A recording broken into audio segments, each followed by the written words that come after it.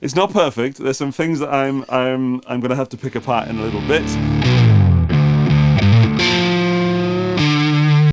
When it comes to buying guitars, very few things are more exciting than a great budget guitar. And I'm hoping that's what I have here. A Hartwood Daytona. Now there are so many great Strat copies and Tele copies that it can get a little bit boring sometimes. However, this is a little bit different. And in this video, we're gonna unbox this and find out how good Hartwood guitars are when they try something that's not mainstream. Right, oh, that wonderful white bag. We get some Allen keys and an entry-level guitar cable, useful if you don't have one. Free rubber band, always useful, even if you already have one. Get rid of that box for a moment. It feels quite light. Headstock reveal.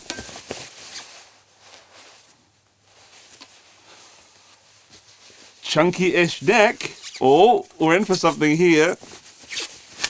Oh, I hate that noise. Are you ready? Are you ready? Are you ready?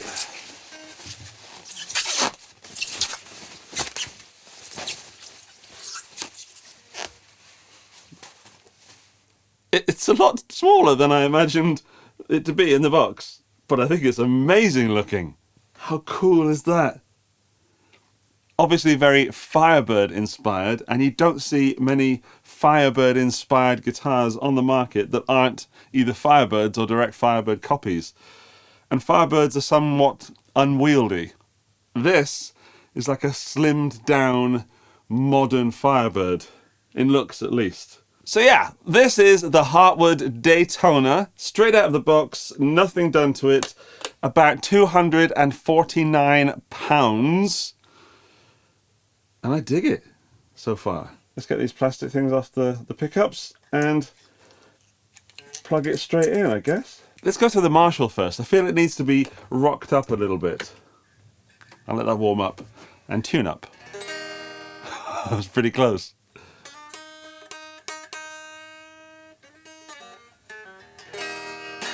Unplugged, it's medium volume. There's not much bass in it, and it's quite mid-rangey.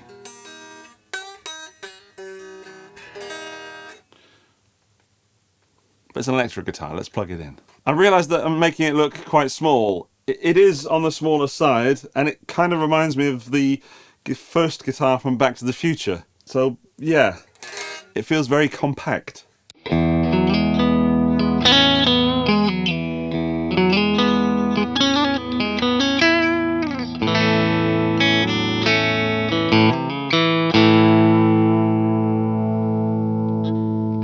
Quite bright in that bridge position. Neck position.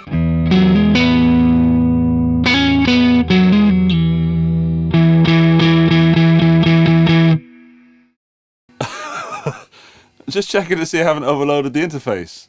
I haven't, but I almost did. What is going on with that neck pickup?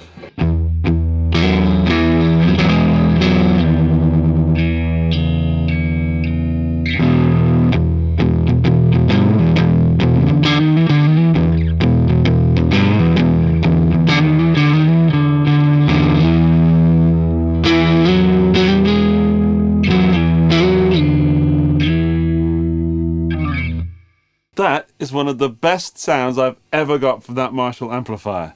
I'm already finding something I've never heard before just by plugging this in. So, it's not... Shh.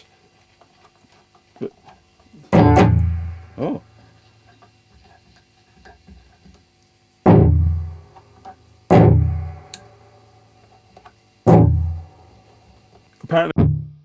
Apparently nothing turns that pickup off. That's interesting.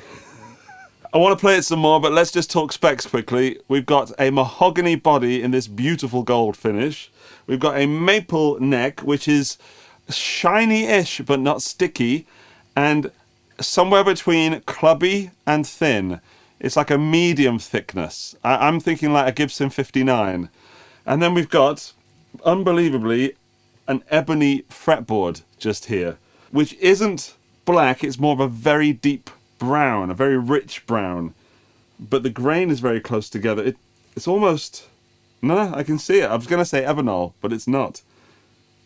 That is, to my eyes, ebony. Then, we've got 2 mini humbuckers, a standard 3-way switch, volume, volume, tone, tone, and then a phase switch. This tiny little beast here. And string through, and the strings are D'Addario's. And the first playing impressions about this guitar is it's small, it's angry, and it's very good quality. This is in fact the Daytona II. There's a Daytona I, which has only 1 pickup, and available in other colours. But come on, doesn't that look like a great guitar? Right, let's play it some more. Time for some SD1s with the Marshall, get it a bit more rockier. Cha-ting!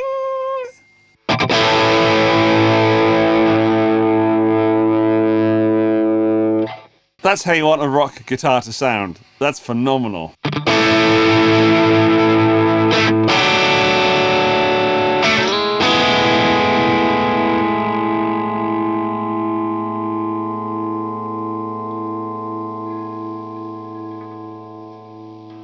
Not quite going to feed back, right there on the edge.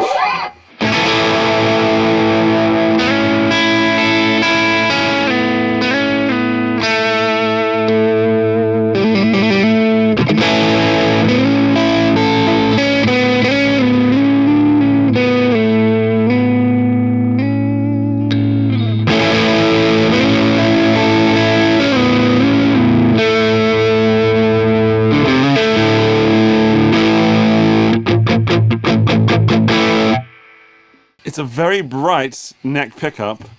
No, not bright, sorry. It's a very clear neck pickup that's not muddy at all. It's definitely overloading the whole guitar like it wants to burst through the wood. Let's try this phase switch.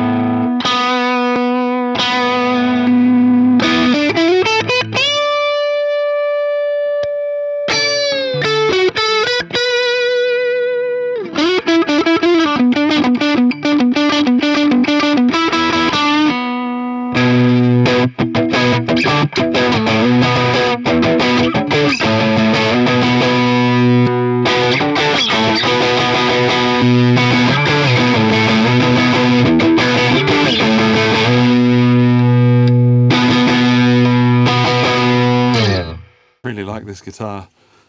I like that the phase switch doesn't suddenly absolutely change the tone.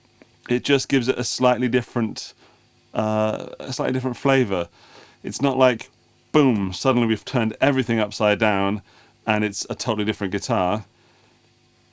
It feels just like I'm going to sound like Nigel Tufnell. It feels like you just get one more. I'll have to put it through the Fender to see how it sounds completely clean, because I could just spend literally hours playing this with this exact setup, the Marshall and SD1, because that sounds phenomenal. 250 quid. It's not perfect. There's some things that I'm going to have to pick apart in a little bit, but I've got to play it clean first. I didn't check to see if anything pulls out. It doesn't. Right, okay.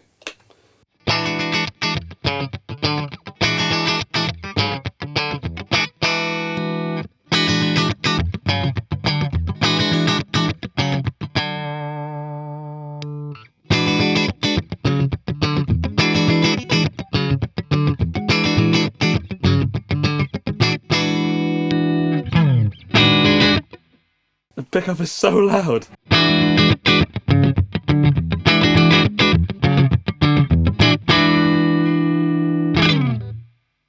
That middle setting there, with that,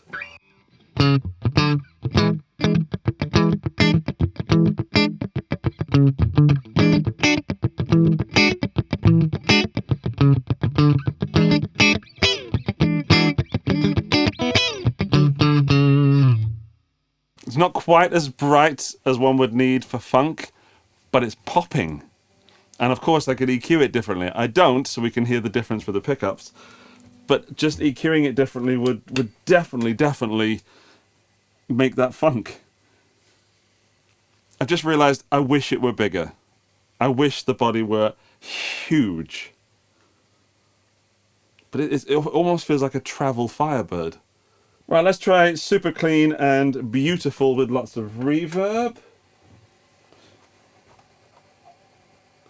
And try these tone knobs out.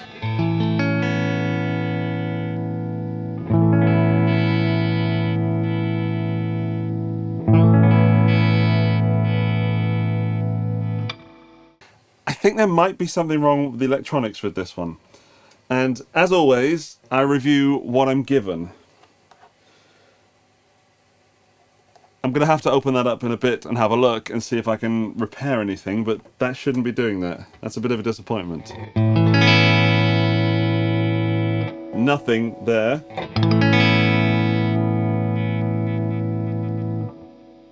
And it's like the last 2 out of 10 that it does something.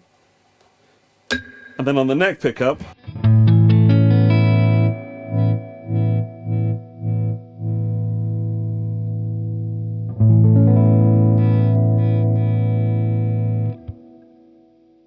it's the same, which means that the tone is set to do nothing in the first 8 places. But earlier, the volume for the neck pickup wasn't working at all. Now it's working. That makes me happy.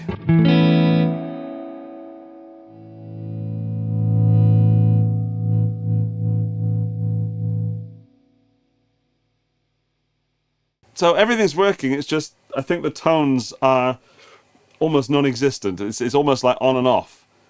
It's the difference between here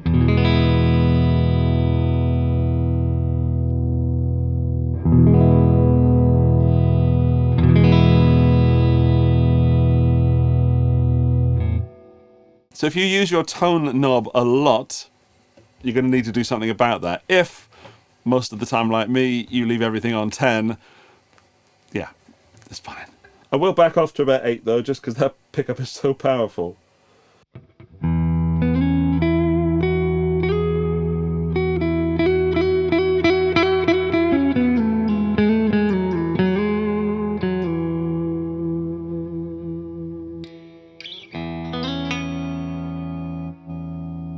That sounds super weedy by comparison. The pickups are not balanced at all. That one is quite close to the strings. I think I need to back that one off a little bit and maybe bring...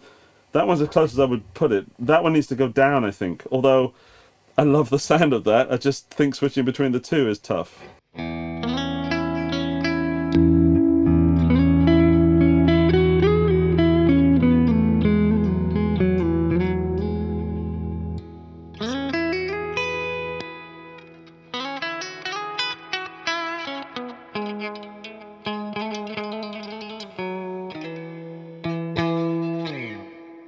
I haven't spoken about the setup. I mean, it's kind of implied that the fact that I'm having a good time means it has a good setup, but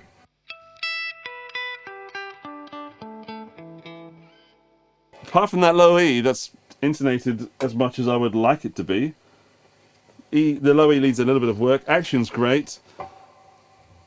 There's a bit of buzzing on the strings, which I know is not setup. We have an earthing problem somewhere. And I hate to say this, but it's so endearing I forgive it. I forgive you.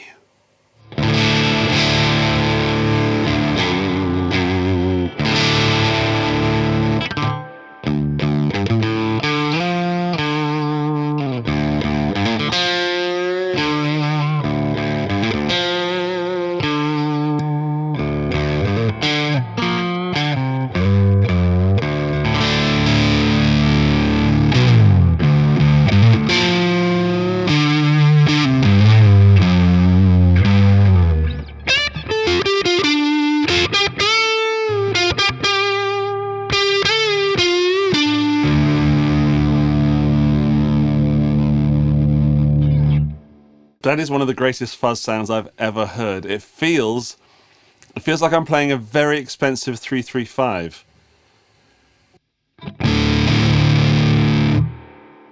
without the pedal.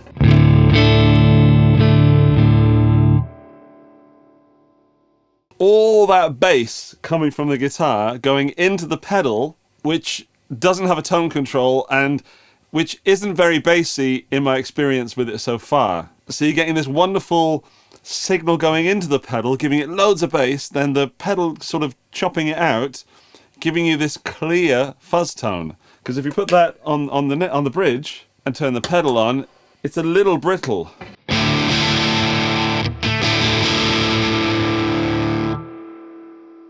Which I like, but it's certainly not as applicable fuzz, like in a band situation.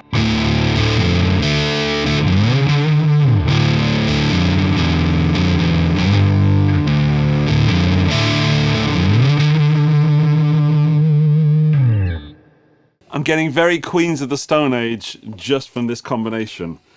And don't forget that without the pedal, it's still fuzzy.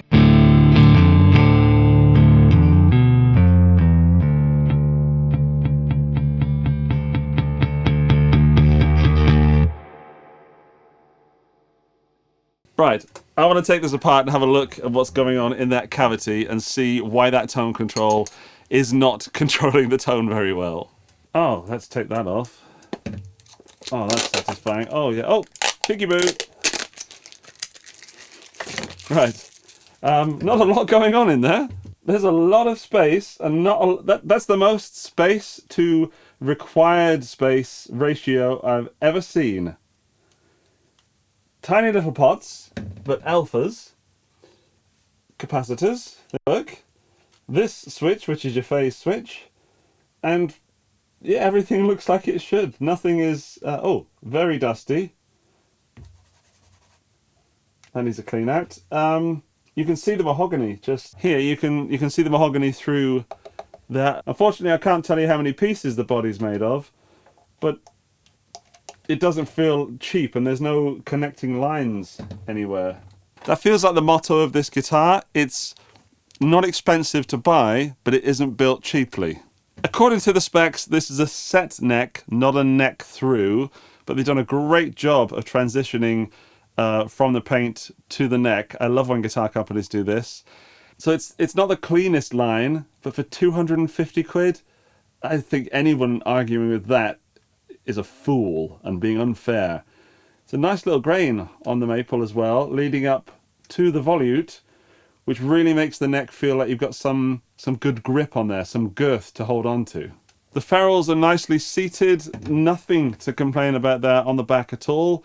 That earthing problem, I don't know where it is, so maybe if I plug it back in we can find out.